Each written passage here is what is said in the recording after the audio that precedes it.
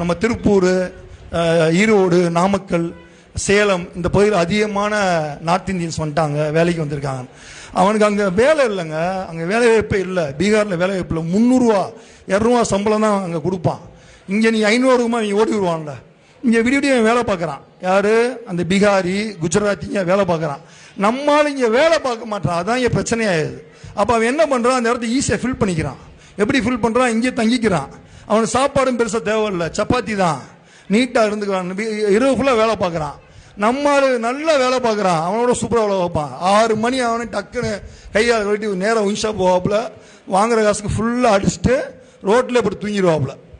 காலையில் அவங்க வீட்டுக்காரம்ப தேடி வரணும், என்ன வீட்டுக்காரர் போனார் வரலைங்க அப்படின்னு. ஏன்னா தமிழ் ஒரு நிலைமை எப்படி இருக்குது? ஏன்னா நீங்கள் இலவசங்களை நோக்கி நீங்கள் போகிறீங்க.